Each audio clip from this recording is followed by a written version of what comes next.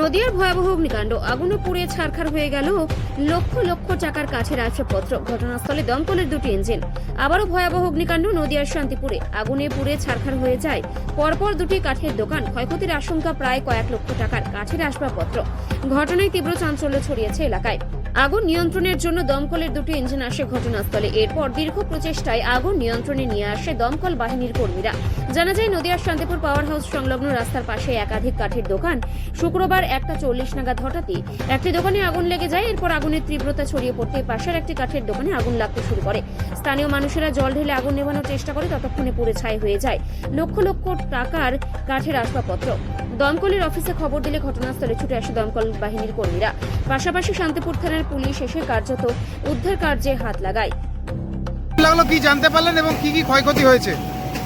আমরা দেখেছিলাম, থানা থেকে ফোন করে বলা হয়েছে যে এরকম পাহাড় হচ্ছে দিন আমরা বেরিয়ে আসি 20 সেকেন্ড বেরিয়ে এসে আমরা স্পটে আসার পর দেখি 3টে দোকানে আগুন হেভি ফ্লেম নিয়ে চলছে। সেই মুহূর্তে আমরা দুদিক দিয়ে আমরা ফায়ারটাকে অ্যারেস্ট করে ফায়ারটাকে অনুমান করে নিয়ে আমরা সেখানে জল দিয়েছি এবং উইদিন 15 মিনিটের মধ্যে আমাদের ফায়ার কন্ট্রোল চলে এসছে। এই মুহূর্তে যেটুকুন যা দেখছেন আপনারা, ফায়ার কন্ট্রোলের পরে ড্যাম্পিং ডাউন চলছে। কোনো জায়গায় পকেট ধোঁয়া আছে বা একটু হালকা ক্ষয়ক্ষতি কি হয়েছে? আগুন আছে। এই মুহূর্তে পুরো আগে 90% ফায়ার কন্ট্রোল। ক্ষয়ক্ষতি কি হয়েছে স্যার? এইটা দেখছেন আমরা, তাই কাটতে কিভাবে লাগতে পারে বলে মনে করছেন? আমরা বলতে পারি না কীভাবে প্রাথমিকভাবে দেখতে লাগবে কীভাবে কী হয়েছে। আপনার কিছু বলা যায় একই জায়গায় একাধিকবার আগুন, কি বার্তা দেবেন? মানুষ যদি আরো সচেতন হতে পারে, আগুন লাগবে না বলাও যায় না, কিন্তু মানুষকে আরো সচেতন হতে হবে।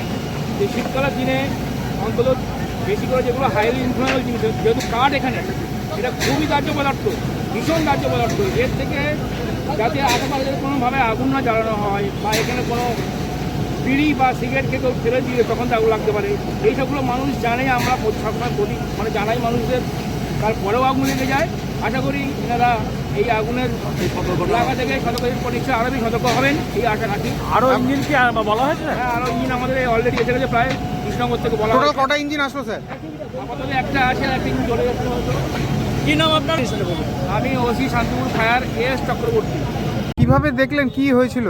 ওই মেলে মাল সেলাই করছিলাম, তখন দেখি যে আগুন। ওই একটা ছেলে দেখালো মেলের লোক। কিভাবে লাগলো মনে করছেন? আমি তো কিছু বুঝতেই পারছি না কীভাবে। কত টাকার ক্ষয়ক্ষতি হয়েছে? কত টাকা ক্ষয়ক্ষতি হয়েছে? ও কাঠের দোকান, একটা কম টাকা থাকে নাকি কাঠের দোকান, গাদা সিংহাসন। দমকল এসছে? হ্যাঁ, কটা দোকানে লেগেছিল? তাহলে আমার দোকানে। আচ্ছা, এই যে এত টাকার ক্ষয়ক্ষতি হলো, পুলিশ জানাচ্ছে কিছু যে কিভাবে লাগতে পারে কিছু? হ্যাঁ, এখনও কেউ আসেনি আমার। কি নাম আপনার? বিশ্বনাথ দেবনাথ। এই জায়গার নাম? এই জায়গার নাম পার হাউস।